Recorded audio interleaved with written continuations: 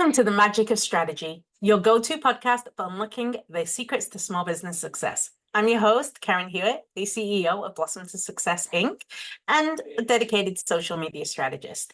Each week, I will be sharing expert insights, actionable tips, and inspiring stories to help you turn your business dreams into a reality. Now, whether you're starting out or looking to refine your strategy, you're in the right place. Let's dive in and discover the magic of strategy together. Hello, my loves. My name is Karen Hewitt, and you are with the Magic of Strategy.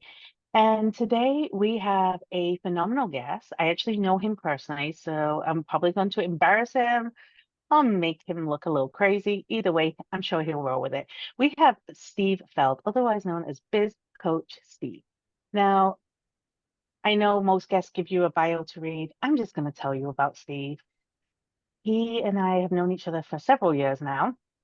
And the one thing I've learned about him is if you want to play chess with your business, you go in with a plan to win at the beginning of it. There's none of this, oh, we'll see how it goes. There's a little go with the flow, but it's more we put something in action and react to it. And we react to it with plans, strategy, and logic. A lot of you are coming into business right now, and you're just, each morning you wake up and you're like, okay, what's going to hit my desk? How am I going to do this? And there's two major problems. Steve's actually going to help us address one of the big problems in business, and it's to do with sales.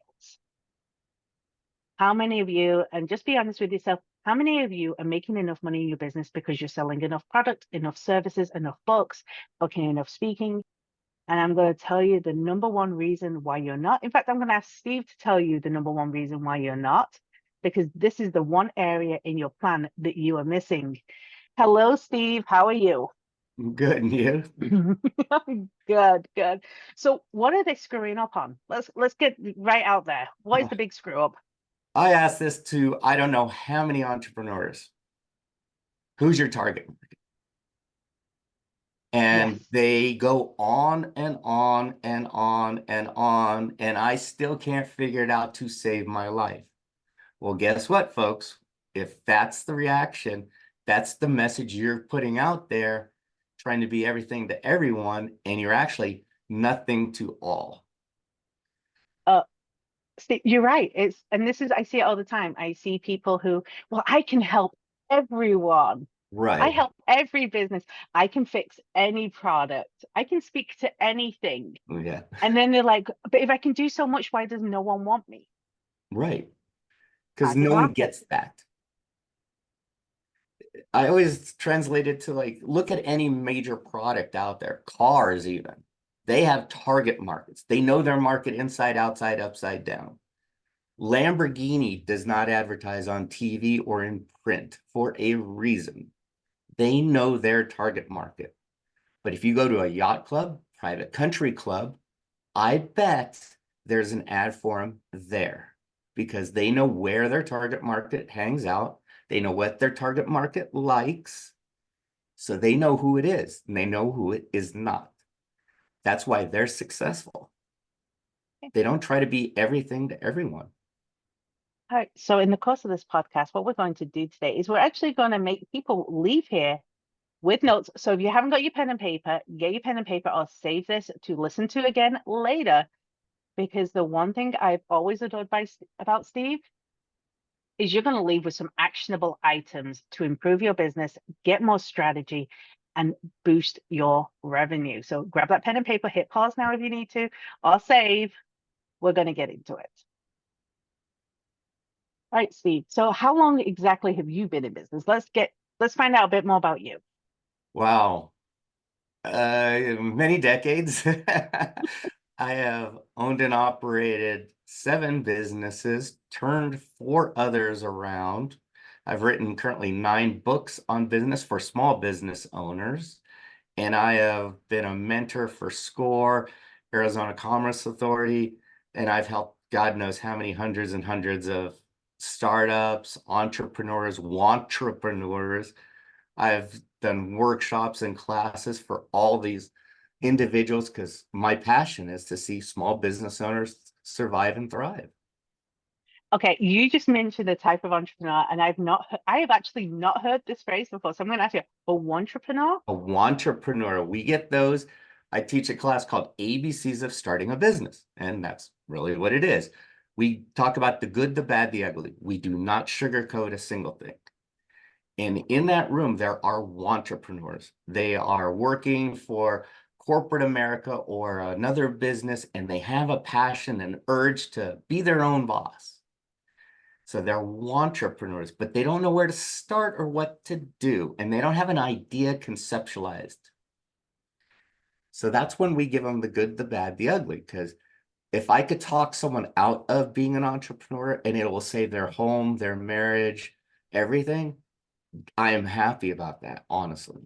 But if I can Oh also my, talk them into it where their passion is ignited and they are clear and focused, then I love that too. oh, I actually really like that because I have seen there's this generation of business owners. They get into it, they all of a sudden they're like, oh, I can speak on stage, or oh, I can write a book, or I'm going to join network marketing, which, if anyone who follows me, this is a valid form of business. But what they do is they don't treat it like a business. It's Right. this fly by night operation where they just get up each day and decide what they're going to do for that day. And some days they work, what, 18 hours, drive themselves into another grave, the marriage, ruin the relationship, ruin the bills, whatever. And then some days it's like, well, I'm tired, so I'm going to take 3 weeks off. Right. And That's a I've been perfect down that example. road personally. I burnt Yeah. myself out. I was at the wit's end. I had a business and it was struggling, and I'm doing all the what I think are all the right things.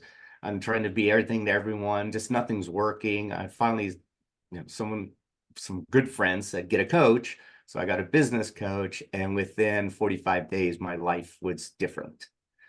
And the number one thing they asked, who's your target market? And I started doing the Yes. and they just said, stop, let's stop that madness right there. And once we had my target market solidified, we looked at all the marketing, everything went to that target market. I changed my interior of my store to that target market's needs and wants and demographics.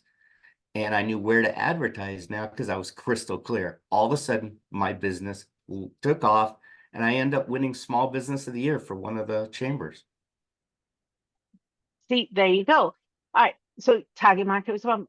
Let's start with the big question. Mhm. What exactly is a target market? Because we're using this buzzword, and it is, in a way, it's a buzzword. And if you Right. don't know, you don't know. So let's break down without how to hit a target market. What is the target market? What is this special thing we have to figure out? Absolutely. It's either a person or a business that wants your product or service that is going to solve their problem. It's that simple. It's like when I talk about business, people go, well, the whole point of business is to make money. That is not true. The point of business is it's to provide us a goods or services to an individual or another business that solves their problem in exchange for money. Right. And I Because if think you're not, people miss it. yeah, because if you're not solving a problem, then you're not going to make the money. So Right. woohoo, we're like, okay. So it's a person or a business that needs your product or service to either solve a problem, or the other part of it is to improve their life or their structure. Because Right. sometimes, and I've seen businesses out there, you're not solving problems. Lamborghini is a great uh, example of that. Because if the problems you need to get from A to B, well, you can do that in any car. It's Right. a increase of a level of life. It's like that luxury. It's that I want to come across this way. So it's not problem solving, but it's improving the life of their ideal client. Exactly. They're a luxury brand that actually focuses on wants and needs and status. So that is a problem for certain people who have money. They want to Hmm. be seen in a better light. Guess what? Lamborghini can solve that problem. Right. So when you're thinking about this, start thinking about, well, what is it your business does? What problem do you solve? What thing do you make better? Now, I guarantee people they're listening to this and go, well, my product helps Everyone. Yeah, exactly. The amount of times I've heard that it is insane. Oh, So, if I had a nickel for every time I heard it, I'd be retired I'd own my own island. so let's talk about what this means to different business types. So let's look at like a service business, a product business, and what give us some examples of how we would do this. Let's start with a really simple one. Oh, We have service-based. yeah, I use one pizza because pizza's pizza, folks. Come on. It's dough, it's sauce, it's toppings. That's it. So what makes the pizzerias different? And it's simple. They have different markets. So yeah, I can distinguish that because I use Domino's as an example. So Domino's comes on the market. They're going to try to play against like the big boys. Pizza Hut was the winner at the time. Pizza Hut has their own market. They didn't care about Domino's. So Domino's had to figure out what is another problem pizza buyers have. So they went back to the basics. So they did the simplest thing in the world. They went to college campuses and asked kids, what would make life easier for food for you? Because you are a busy schedule and you don't have time to go, sit in a restaurant. They all go, oh man, fast delivery. So they started looking at that. So they created little teeny storefronts, little size, small square footprints on college campuses or near college campuses, hired college students to get the word out. And that's prompted 30 minutes or less, or it's free. That became their niche market. They solve the problem. Well, They let's look solved the at this problem. on let's look at it on a smaller scale. Let's say you Yeah. have someone who's in service like electrician, plumber, one of those home repair type. Mm, How do you narrow that? Because I can go to any house in any right. area that I can drive to and service whatever they need. Again, I can help anyone, but you need that niche. How would you suggest something like that? I actually work with someone who actually did home installation for sound systems, audio visual. So it was very kind of nichey. They couldn't figure out why they're struggling. I look at their ads, they're trying to say, we can install this in any home. And it's like, does any home want this? Well, no, but we can do it in any home. I go, yeah, you could do it in any home, but do they want it? Well, no. And I go, I don't want an interior hidden speakers and all that in my house because I don't have that need or want. But who does? And they all said the same thing. He said the same thing. He goes, oh, their home values of this, and they live in these demographic zip codes. And I go, so you know who wants it, but you're targeting everyone. So the people in those demographics were ignoring the message because it wasn't speaking to them. Oh, So so we how would changed the you marketing. you just brought up that you said, well, how? What are some questions and write these questions down, everyone, okay? What are some questions that someone needs to ask themselves to figure out their target market? Let's give The them some first thing, actual hard questions. exactly. And I was starting off, people go, well, I don't know who my target market is yet. And it's like, okay, let's back the bus up here. What is your product or service? Now, if you're unclear on that we don't have anything to go on. We're standing on water and we all know it will sink. But if you say, listen, I have the next greatest widget. I've been working in the widget industry for 20 years. I've been a designer. Great. Then you have the next greatest widget. Yeah. Okay. Who buys the widget? Well, these kind of companies. What happens then? They go, I got the greatest widget. It's going to work in every company. Well, you just now know who buys the widgets because you have the industry knowledge. But let's say you don't have that industry knowledge yet. There's a couple places you can go to find that out, believe it or not. One is that thing called Google, I think. Oh, I've heard of that. I think Yeah, it's a big thing. it's a big thing. And the second one is probably even more powerful. And it's called a library. They all have business resource centers at the bigger ones. Guess what? There's someone in there that is so knowledgeable on finding all this data it's going to be blowing your mind out of the water. And believe me, folks, I use the library quite often because of the data and the research and the knowledge that's in there. It has helped my businesses time and time again. Sounds crazy. Oh, and it's free, by the way. I know these free things are crazy. Now let's look at this. So, who needs to say, I have seen, especially in the last 5 years, there's been a huge upsurge in individuals who start businesses to be some form of coach. Well, And and it just like you, if I had a nickel or a dime for every time someone told me they were a life coach or a business coach, I'd be so wealthy. And then they tell me that they have no clients. you're right. How would someone like that start to understand who needs their service? Because we have these big umbrella terms, and I think there's a disconnect between the umbrella term and the actual niche of their Oh, service. absolutely. Yeah, they're all different types of coaches. I mean, I think we identified 57 at one point, types of coaches, with life being number one and business being number two. So everyone could be a life coach. Yeah, let's solve the trauma, right?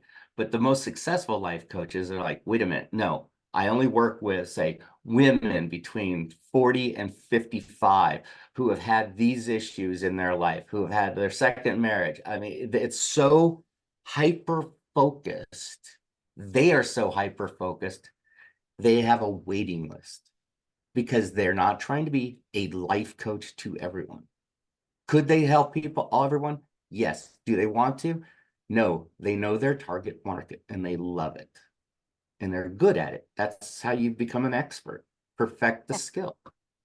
And same with business. And because we both coach businesses, Mhm. but we both coach businesses on two completely different aspects. Absolutely. And I used to have a coaching consulting company where I only coach C-suite people, C chief executive officers, chief marketing officers, all the chiefs, right? And I hated it to death. I dreaded it. But you know what? People hired me because they thought, hey, I'm getting results for them. But I was not happy.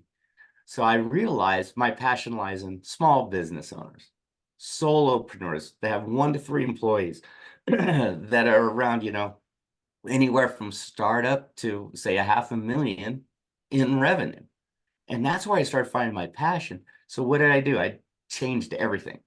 I changed everything, start top to bottom. My logo, which by the way, I did not get first. My website. Oh, I got my website 9.5 months after I started the business. And that's about when I got my business cards, believe it or not, 9 months into my business. So I Think wasn't focusing on all the wasteful, all I have to create a trifold. What I was focused on was my messaging and getting that out there and palm pressing. And all of a sudden, my business grew. I think you just brought up something huge. The amount of people, I'm starting a business, I'm working on a logo, I'm working on Oh, color themes, I'm working on my website, I'm getting my business cards. Great. So who do you help? yeah, stop the madness. And then I always ask those people, so who's your target market? Well, I'm really trying to figure that out. And it's like, well, everything, all these things, these peripheral things, your business card, brochure, website, they have to speak to your target market. So if you don't know who your target market is, then nothing else matters. No one's going to get you. Now, if you've already done these things, if you've already got your website, you've already got your logo, you've already got your business cards, but you've not done your target market, can you come back from that? Oh yeah, absolutely. I mean, I think I've reinvented my own website. I don't know how many times because I all of a sudden I noticed there was shifts in my market. It was shifts. At one point, I was targeting insurance agency owners and financial service providers because they were directly tied, but they own their own agency, even though they might be what they call a captive agent, but they own their own agency. So I was targeting them, and I'd say I know I am maxed out with clients. I'm doing workshops, and I realize I don't have a single client in that industry, in either of those two industries. Everything I have has insurance agency owner and financial planner owner. I didn't have a single client. So I polled my current and past clients, why did you hire me? That was real hard. Just asking them a simple question, right? They said, your message actually spoke to me. I just ignored the insurance and financial stuff. So guess what? That's correct. That's the best data you can get is from your clients. Yeah. So I just dropped those two things and put in small business owners. And guess what? Everything Oh, was fine. But I had to change everything at that point. okay. So we're looking at, so what product or service do you sell? Who are you helping with that? What are some of the demographics that you should be listing out when you're trying to figure out Oh, your target market? What kind of things are you looking at? How do you build this ideal client? oh, one of the things, the avatar, if you will, as they say. And Yeah. I always joke because people always call their avatar Steve. And I don't know how if I should be offended or not. But so I do actually have an avatar sheet. It's a guy named Steve, and it does everything. Are they married, single, their age, education levels? Let's go through all that. And people think, wow, this is a lot of work and a lot of time. I swear to God, once you understand who your avatar is, your target market, everything can be built upon that foundation. And So for businesses that are in business, just ask. yeah. And here's the thing, just because you're doing everything like you discovered, you're doing everything to one target, you're still going to get outliers, Yes, people that still hire you, even though you're not aiming for it. And it's better to have one or two outliers that are outside your target market than trying to get everyone and have no clients at all. that's it. You're trying to bring the outsiders in. It's easier to put up what they call the red rope from the book Get Book Solid. Put up the red rope. Who are you going to let into your world, into your client base? The more you put up a red rope, the more people want in.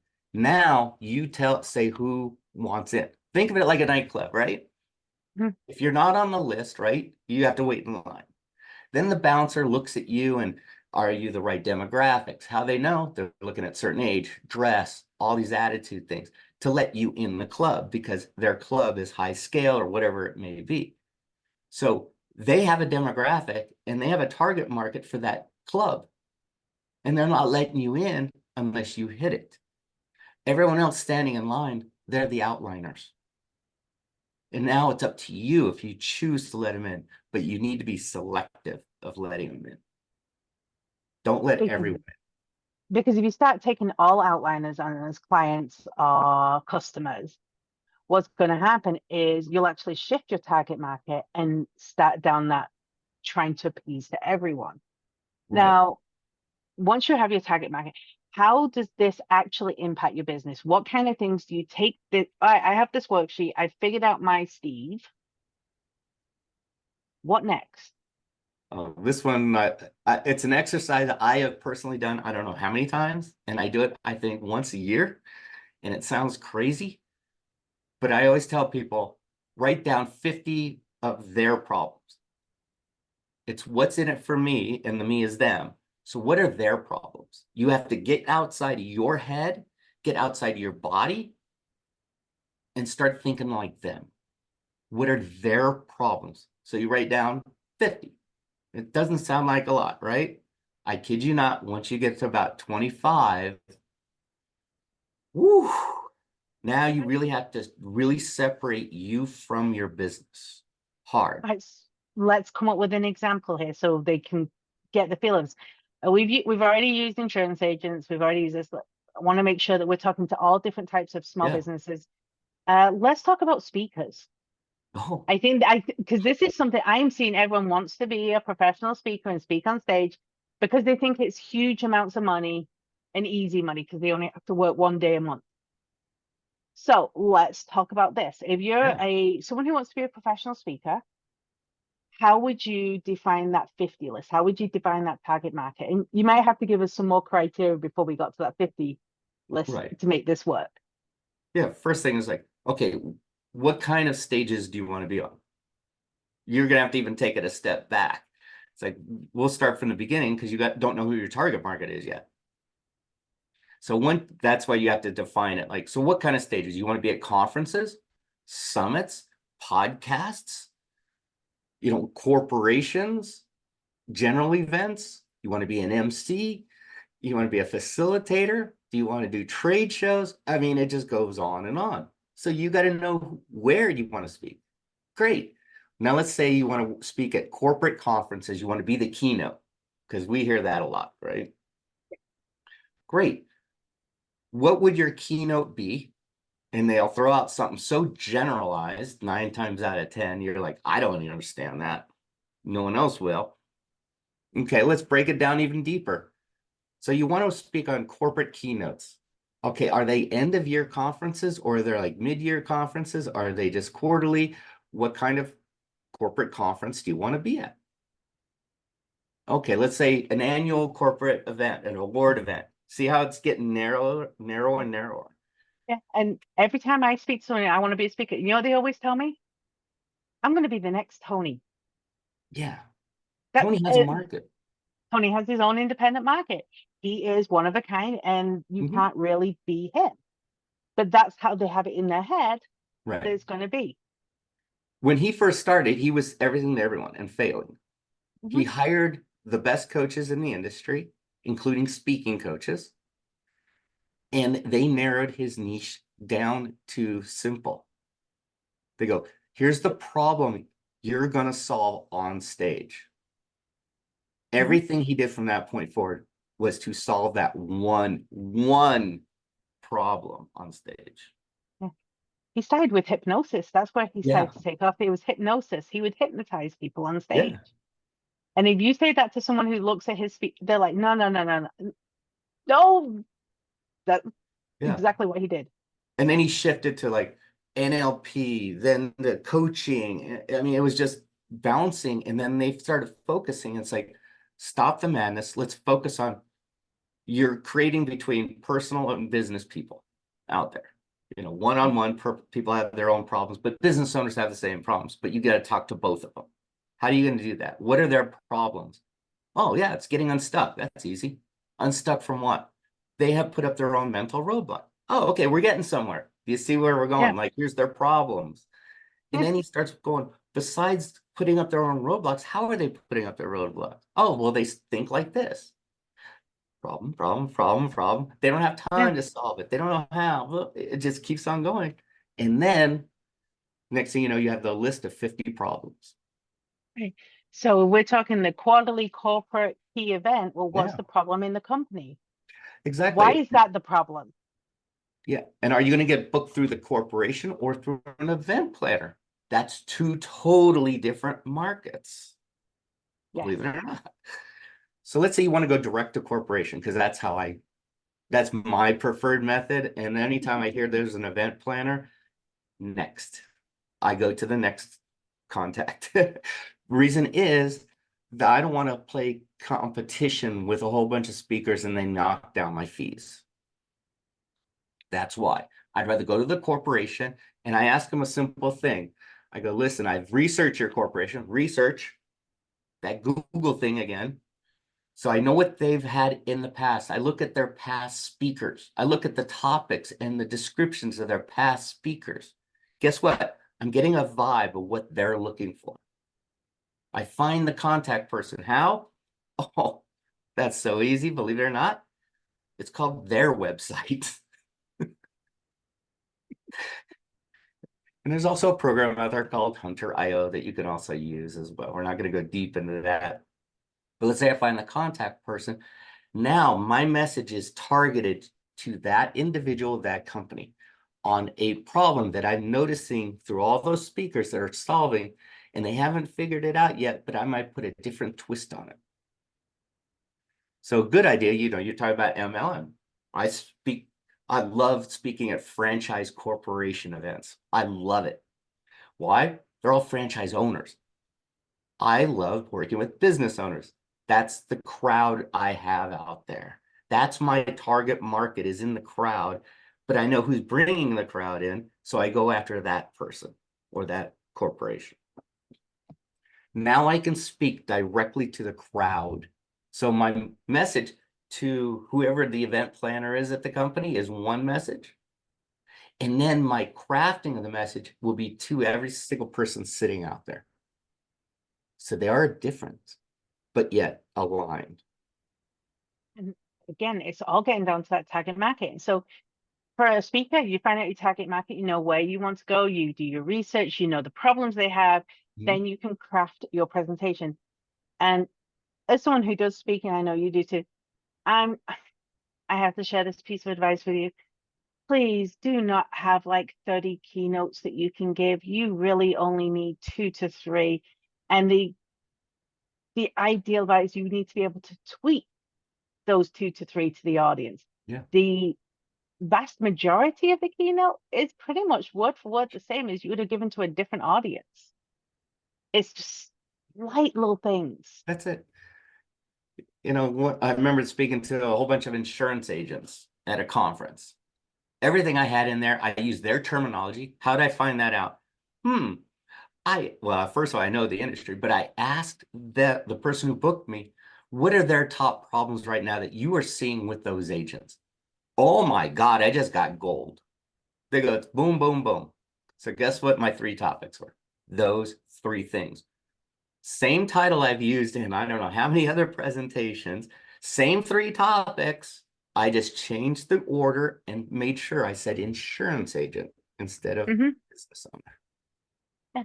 And this also helps you with what not to do. And I do know you have a what not to do story. Oh, good. Because I've we done all it. have a few things because we've done it, right? But the thing is, once you work out your target market, it's also how you show up. I know a lot of people like influencers and things like that. They're like, oh, I deal with the hot mess mom. How many times have we heard the hot mess? But then they're showing up in designer gear, not completely just no, hang on, no, don't have my vibe. Or I think one of the best ones is no, I'm a business owner, but they're there sitting by the pool in a swimsuit talking about business. And it's like, I don't know about you, but I don't get business vibe by sitting by the pool. You have to then think about how do I come across as a human when I'm interacting with my target niche. And then I remember you told me a story about turning up in a suit. Yeah. It was a conference for tradespeople, all business owners out there, all associated in that association. And I'm coming all business-like, thinking, hey, it's a conference. They're gonna all be in business suits, right? So I come in the business suit, I walk in, everyone's in jeans, polo shirts with their logos on it. They're in their daily gear.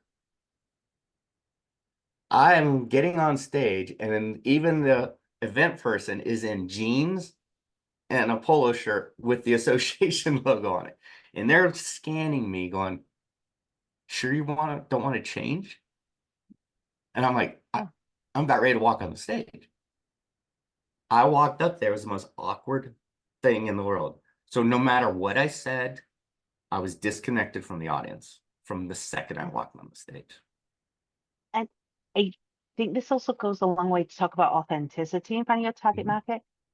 Because, and again, this is another problem I see is I have people who are they're at home, like with the trades. That's their home, they're happy, they work with them on a daily basis.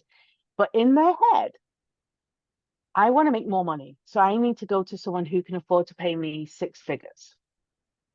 So what they do is they try and elevate themselves up to meet that demographic, but it is so inauthentic and not really where their problems are being solved that it's a hit and a miss.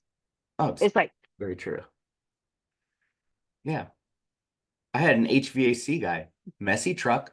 He looked like he's been through the ringer. And here he is servicing $1 million homes. And he can't figure out why he can't get traction in that market. I'm like, look at the other service truck across the street. Truck is spotless. Look at the person. Wow. It looks like they just came out of like a laundromat. It's so pressed. And they leave the home still clean. You come in looking like you haven't changed your clothes in a week or showered. People don't want to hire that because that was the perception that they had and what they were looking for. You were not matching it. So they don't want you. So we And it changed also, his look and we changed his trucks and everything. And, all of a sudden, he was hitting this trucks and everything. And all of a sudden, he was hitting that market. but it's also the flip is of there. You Mhm, could be that down to earth tradesperson mhm. with the messy truck and the Yeah. very honest apparel and be making 6, 7 figures a year Oh, absolutely. because your target market are the ones that like, oh yeah, you're here, you're gonna give us a no BS, straight up answer, and we're gonna Mhm. appreciate that. So you have to think about your target. Not only do you have to think about your target market, about who you want to serve, but are you going to be comfortable serving them? Exactly. If you're not comfortable like getting all prim and proper to go up in an attic when it's 110 out, then don't target that market. Target the market you're more comfortable with, where they don't mind you wearing shorts up there. Yeah. Last time I had my HVAC guy, I mean, they're coming in like torn up jeans and t-shirts, and it's like, guys, you can. They're like, yeah, we're comfortable. And if he came Mhm. in all prim and proper, and I'm thinking he's going up in my attic, oh my God, what's this going to cost me? Yeah. Different So market. we talked about, how you show up. Now, this also comes into how do you strategize a plan? You've got your target market, you figured out, this is the demographic, this is the area, this is the problem I solve. I have my list of 50. And again, you're entrepreneurs, okay? I love that phrase. They do the work, they get to the list of 50, and then they go, well, I did it, put it to one side. Okay, now I'm in work. No. For every one problem, you better have a solution. So I say 50 problems on one side of a paper, 50 solutions that match up. Now, this does take a little massaging because you got to get all your solutions out of your head. Just spitball. Don't try to match up one on one. And then you do like that game, the lines, matching them up. Then you clean up that list. Now you revisit that list and you have to identify first your top 10 problems that are on that list. So now they move up. Now you start asking people, are these your problems? Watch out. Now you get it down to 5. Then you keep working on it. Now you get it down to 3. Guess what? That's all you need. Top 3 problems of my clients are boom, boom, boom. I solve them by boom, boom, boom. I'm not telling them 50, but if they say that's not one of my problems, it's this, guess what? I bet it's on your list and you have a And you solution for it. So what do you do with those top three? How do you turn this into actual running a business Mhm. and having a system in place for it? I say your top 3 problems now becomes your elevator pitch too. Like small business owners hire me too. Problem 1, problem 2, problem 3. So I help them by solve through solution 1, solution 2, solution 3. So I said who my target market was, their problems, how I solve them. And do you notice I don't do comparanoia? So please, folks, I hear this so many times. We're going to be like the next Uber. And it's like, okay, Uber's what they call a unicorn company. It's $1 billion in valuation. They are a disruptor. They are not a chip. That's it. They're just a disruptor, but they're also $1 billion in debt. So do you want that? We're going to be like Amazon. Amazon, I call it the one theory, and I talk about this all the time. Read books about Amazon. They focus on one problem only at a time, only one. And they solve the one, tweak it, fix it, modify it, become masters at it. Then they move to the next one problem. That's how Mhm. they got big. Not trying to be everything to everyone. They focused on one thing at a time. And if you notice about Amazon, all those categories have a different market. Here's We do. something funny. McDonald's only has 3 markets. Okay. And you can see this in all their advertising. All of it hits these 3 demographics. Families with kids, retirees, workers who need a meal fast. It has nothing about healthy, delicious, nothing. It's fast, inexpensive meals. That is their mantra. If it doesn't fit fast, inexpensive meal, it can't be a McDonald's product. Hmm. It's that simple, folks. You see, the only one of those three demographics that threw me for a second was the retirees.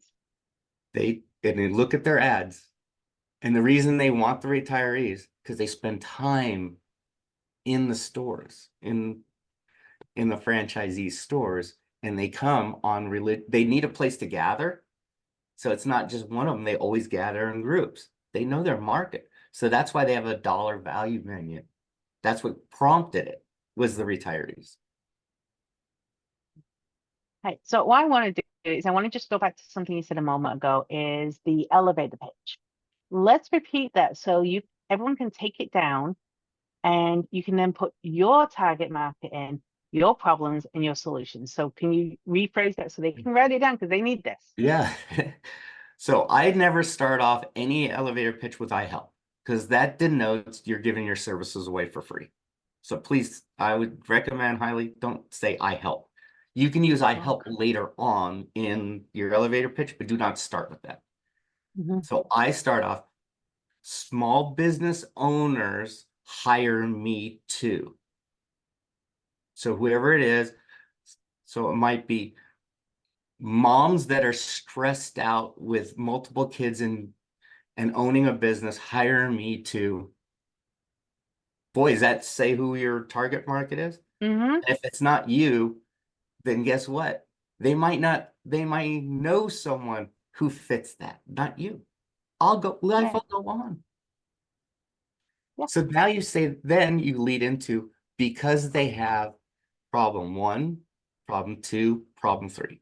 And those are your top three problems that you identified. So mine is they're stressed out, they want financial success, and they have no plan. So now's when you can do the I help.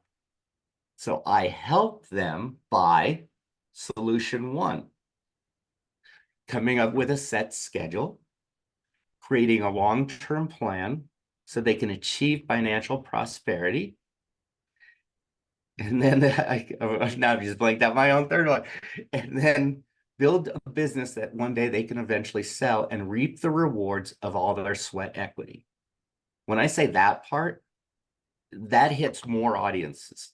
Like, oh, wait, I'm putting sweat. They don't realize sweat equity is real. Yeah. I have to say, the amount of people I see in their bios, I help, I help, Oh, I I know. help, I help. Okay, and how many people are messaging you with their problems, expecting you to be a therapist, Yep. expecting you to give them free answers, expecting to get on your calendar for any length of time in order for you to solve their problems? Because you're putting it out there that you help them, so they're That's expecting it. it for free. And I I agree. do like and I do like one other thing you said about the, how to sell your business. And listen to, I want Steve, I want you to repeat that paying off the sweat equity part statement one more time, Yeah. because this needs to hit home. Yeah, you need to build a long-term sustainable business that you can sell one day. The reason I say that, during the pandemic, everyone, sky's falling and everything else. My business, and I had multiple coaches underneath me. We are so busy, we didn't know which way was up. The number one reason was I called up a business broker. They won't even touch my business, and I've owned it for 30 years, and I put in all the labor and everything, and they told me I don't have a business to sell. And when I asked them a simple question, this was the question: how many employees that are not relatives do you have in your business? Well, it's me, my wife, and my kids. You don't have a business. You built an income stream, which I say it's very commendable, but you don't have a business to sell. So all your sweat for those 30 years, you're going to have to keep working to keep making money. Yeah. And the other side of that is, okay, I actually love family businesses. I think family businesses are a fantastic thing. But if you are not building that business that you have the intention and the ability, the plan and the strategy that on this such and such a day, you are no longer in charge of your business Mhm. and your kid, your nephew, whoever it is that you are passing it down to, and that you have a way for you to retire from that transaction. Because that's the other piece of this. You can have a business where it's just relatives, but you have to have a plan where you can Yeah, retire from the transaction to the next generation running the absolutely. business. That's one of the things I work with on my business owners. They could be a solopreneur all by themselves. Maybe the wife or the spouse is working at a job, but it's like, what do you want to do? Where do you want to take this business? And I learned this the hard way. And my first business wasn't pretty, and I learned how to close the doors real fast with Mhm. zero out of it. Later on, I built my second business with the goal to sell it. That was its whole intention. I'm going to sell my business to one of my competitors within 10 years. So everything I did was to build to sell, build to sell. I wrote down all of our processes, everything, all of our documents went in a folder. We had it down, and I started hiring people because all of a sudden I was hyper focused on my target market and my messaging, and I was attracting clients like there was no tomorrow because I was speaking to them. And it was right after the economic downturn. And my target, my very first business, unfortunately, was all tech people in the tech industry that were startups, and I wrote business and marketing plans and operational plans for. Well, the tech bubble burst, and so did my business. After crying for 3 days, I wish I was joking. I woke up, said I'm going to start my second company, helping the companies that already received funding and are now war torn. They just got destroyed because of the tech bubble. I knew their target market. I crafted my message and started just using my Rolodex, well, business cards, and calling them up one by one and giving them my elevator pitch. And next thing you know, I'm getting hired. I had to start hiring people, but I built the business to sell. So my goal was, first person I'm going to hire is going to be doing this. Second person I'm going to hire is going to do this. It was very strategic. A year and a half later, one of my competitors made me an offer I shouldn't refuse. Year and a half. And you see, I think this is one thing everyone misses, and you've said it now twice, well, three times really. You documented the process. Yeah. How many of you have a business that's listening? And if I was to ask you, well, what do you do when you get to your brick and mortar, or what do you do when you get to your office? Well, I know. Okay, so is that documented? Right. Well, no, because I just know what I do. I know how I unlock the door. I know how I log into my email. Yeah. I know how I process my invoices. Okay, so if something happened to you next week and someone else had to come in and run the business for a week, how would they do it? Absolutely. I always say when you do the documentation, think of it as you're turning it over to your 13-year-old boy. And I'm using boys for a reason because they're grumpy, they're moody, they know everything. Just ask them. But could they unlock the door? Well, I think they could. They should be able to. They're 13. That's a big assumption in your business. I'm leaving no room for assumption. But now when that company came to me, they knew how we were flying. I had staff of 12 at the time. Guess what? I'm the figurehead of the business, but if I got removed out of my own business, it would still survive without me. That's a business. I can go on Mhm. a monthly vacation, and guess what? My phone doesn't ring. That's a business because I have people taking care of. And that should be the goal for everyone. You should be able That's to it. take a week off and things still run. Yeah. And I like your example about is it something there's a huge experiment out there where they tell you to write instructions for a peanut butter and jelly Oh, sandwich. yeah. I've been a If part of you that. I've witnessed it. I have conducted it. It's powerful. So look at your process, and if someone was to do it, and if you haven't seen the peanut butter, go on YouTube. I Oh, guarantee yeah. there's like 1,000 videos of people doing the peanut butter and jelly thing. It's insane. Look at the process. So you have your target market, you have processes in place, everything's aimed at them, your elevator pitch, your marketing. But you also have one other thing to do. You've got all this going on, and this is the biggest piece that every business owner I have ever had the ability to coach or the honor to coach are the ones that say they're struggling is they have a target. Once they get to the point, they have a target, they gain clients, they're serving their clients, and then that's where it ends. That's it. And my question on that is, they think I'll back it even up. It's like, I need to be on all social media platforms. Well, if you know all Mhm, those that you just mentioned, where's your target market hanging out? mhm. Well, they're only on Instagram. So then why do you need to be on all of them? Now, I'm not going to say you should have a presence on Yep. all of them, but you should play where your target market is. So I could be on, say, LinkedIn and refer everyone to my LinkedIn or my Instagram page Yeah. and make it very compelling for them to make the switch over. Yeah. But I have a And that, presence then. yeah. And that's one of the things I teach, which Right. I think I even told you to do some of it on a couple of your Oh, platforms. I think I added like 25 social media sites, and all I do is have a presence, and I check them once every 6 months and Um, update it, and everything's getting forward to my LinkedIn account because that's where my market is. And just so you know, that lesson is have a presence on every single social media platform on there. And if it's not where your target market is, so for example, you're not a TikToker, Steve, Oh God, no. But I have a but TikTok account. you have a TikTok account. And on that TikTok account, it's I'm glad you found me. Come join me on LinkedIn. That's it.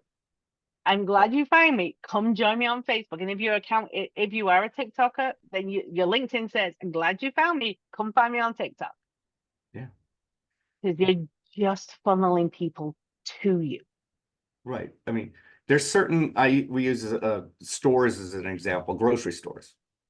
Mhm. And there's high-end scale stores like Sprouts or some of these places. They're in certain areas of the town for a reason, and they're not in others for another reason.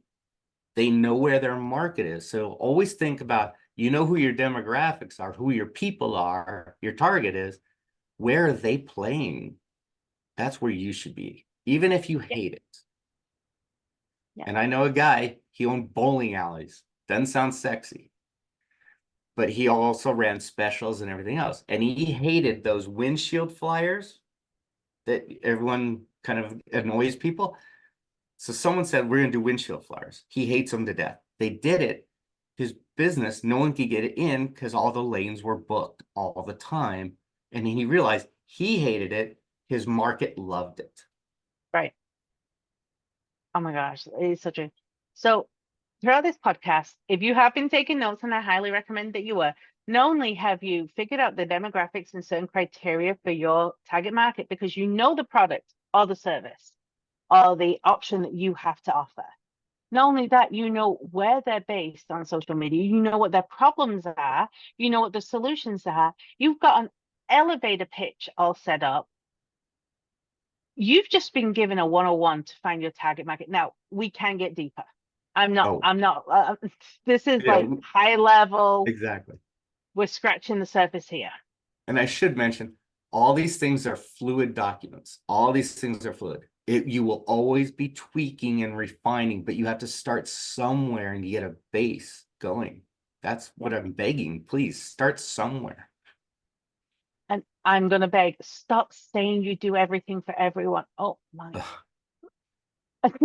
You can hear the exasperation in our voices. You're not everything for everyone. And if you try and do that, you're going to be a low dollar offer and you're going to be exhausted yeah. and you will not have a transferable business at the end of it. That's it. Now, do I know, like, say, coaches that do other things that I don't do? Oh, heck yes. And I refer them out to these people that I can't help them, but I refer them to the right person. And we have what they call joint venture partnerships. Yeah. So it's another income stream for me, but I want to help them, the client. I can't do what Karen does. So guess what? I'll refer them to Karen because she does that. I do other things. But it's something what the business owner or the individual needs. You got to solve their problems. Right. Oh my gosh. Well, you have given us a absolute insane amount of knowledge today that if you take 10% of it and actually put it into action, you will see an increase in your business. And this is what the magic of strategy is about. There is something magical when you take a moment to step back and break things down. Because if you sit there and just go with the flow the entire time, you kind of lose some traction and you lose the ability to expand on everything. Now, Steve, I believe you also had something for anyone listening today as well, because you really do like helping these small businesses. Oh, absolutely. Yeah, I'm more than happy to let anyone download one of my free books, one of my ebooks, and it's a well 100 case marketing. So it's 8 simple strategies that you can actually put in your business right away. Oh yeah, and it shouldn't cost you a penny in advertising or marketing. So they're just 8 simple strategies. Just take them, use those business breakthroughs, and get some success. And I believe you'll have the links in the show notes. So I'm not going to Yep. go that URL. None of us ever write it down. Oh yeah, no, we're going to have all the links the on the show notes. We're going to have all the links on the social media. It's going to be really easy to click. It's going to be easy to follow Steve as well. And pretty much your biz coach. This is called target marketing. On pretty much every social media, it's the same thing. Biz coach Steve, because Steve coaches businesses. End of story. And this is target market in practice. Thank you, Steve. I really appreciate you being here. You have given some great advice. Is there any last big aha or word of wisdom that you're going to share with our audience that they're going to just blow their mind? Now, first, I'd like to say thank you for having me, and I hope it helps everyone out there. But the thing I always tell people is stop talking about it, start doing it. You're going to watch. All the talking about it will take you hundreds of hours, but if you just stop, pen on paper, and do it, you're going to realize it's going to only take you a little bit of time and your life's going to change so dramatically. So just do it. Absolutely. That is some of the best advice you will ever hear. Stop talking, go to action. This is how you grow. Well, thank you, Steve, and thank you everyone for listening to the Magic of Strategy. We talked about target market today and how to get that demographic down, as well as things to put into action. So if you found something useful here, put in the comments, what did you learn? What did you find out that, oh, maybe I should be doing more of? Share it with a friend that you have in business that you're like, they need to stop talking to everyone because it's actually hurting their business. Thank you very much, Steve, and we'll be back on the next episode. Thank you for joining us on this episode of Magic of Strategy. Now, I hope you found today's insights valuable and are ready to take action in your own business. If you enjoyed this episode, please subscribe, rate, and leave a review on your favorite platform. And don't forget to follow us on social media for more tips and updates. Until next time, keep strategizing and stay magical. I'm Karen Hewitt, and this is The Magic of Strategy. See you in the next episode.